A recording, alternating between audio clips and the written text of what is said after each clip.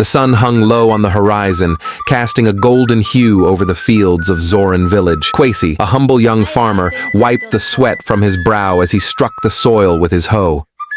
It had been a long, arduous day, and yet the earth yielded little. His farm, once a vibrant patch of greenery, had withered under a relentless drought. Desperation gnawed at his heart as he worked tirelessly, hoping against hope for a miracle. As he struck the ground again, his hoe hit something hard. A hollow sound echoed, different from the clink of stone or the dull thud of wood. Intrigued, Kwesi dug with his hands until he uncovered an intricately carved calabash. It gleamed unnaturally in the fading light, its surface adorned with symbols that seemed to shimmer and shift. Curiosity overcame caution. He lifted the calabash and turned it over in his hands. As he brushed away the dirt, he heard a faint whisper. "Beware, for the one who opens me shall uncover both fortune and doom." Kwesi froze. His heart thudded in his chest, but he quickly dismissed the voice as a trick of the wind. Surely, it was just an old gourd, forgotten and buried over time. Yet, there was something compelling about it, something that drew him in despite the warning. He tucked it under his arm and carried it home. That evening, the village seemed restless. A cold wind swept through the streets, rattling doors and extinguishing lanterns. Villagers whispered of strange occurrences. A cow giving birth to a calf with two heads, a dog howling incessantly at the moon. Kwesi paid little attention, too engrossed in his discovery. He sat by the fire in his small hut, staring at the calabash. Its carvings seemed to pulse in the firelight, and the whispering voice returned, clearer this time. "Open me, and your destiny will unfold." Despite a growing sense of unease, Kwesi couldn't resist. He pried open the calabash,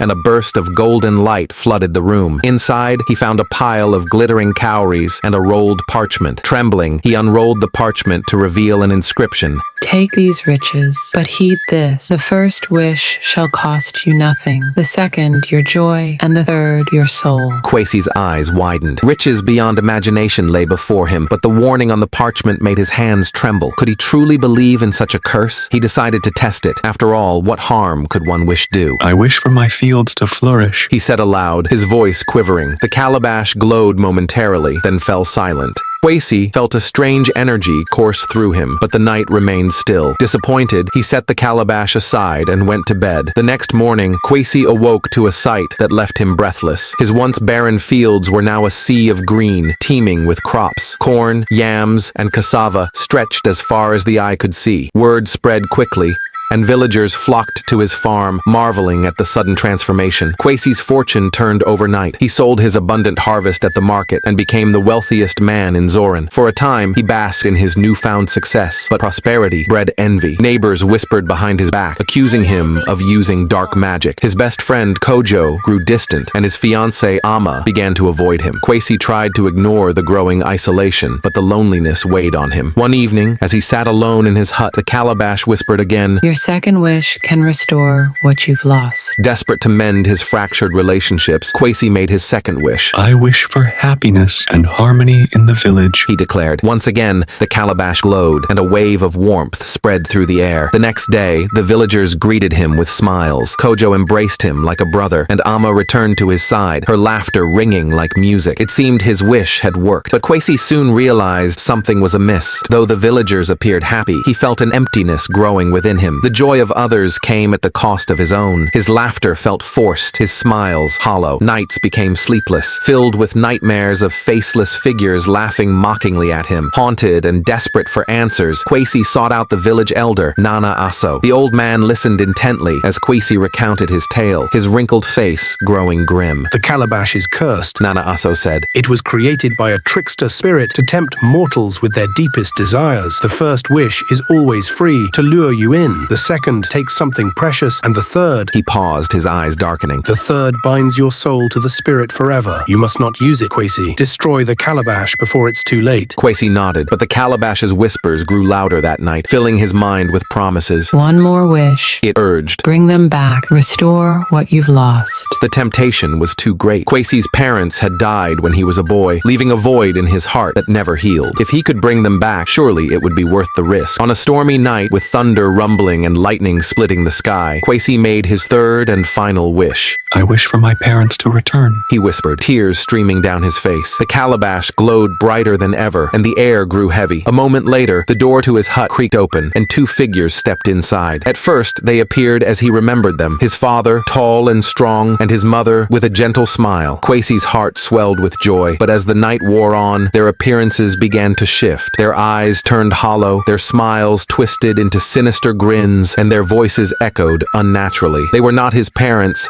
but malevolent spirits wearing their faces. The spirits began to wreak havoc in the village, causing chaos and despair. Crops withered, animals fled, and the once happy villagers fell into fear and paranoia. Kwesi, racked with guilt, realized the terrible mistake he had made. Determined to end the curse, Kwesi confronted the calabash one last time. It mocked him, its whispers now a cacophony of laughter. You cannot escape me. It taunted. Your soul is mine. But Kwesi had one final act of defiance. He grabbed the calabash and ran to the village bonfire, its flames roaring against the night sky. With all his strength, he hurled the cursed object into the fire. The calabash shrieked as it burned, and the spirits vanished in a burst of smoke and ash. When the fire died down, the villagers found only a single golden cowrie in the ashes. Kwesi was nowhere to be seen. The next morning, Nana Aso gathered the villagers and told them Kwesi's story, warning them of the dangers of greed and temptation. The golden cowrie was placed in the village shrine as a reminder of the price Kwesi had paid.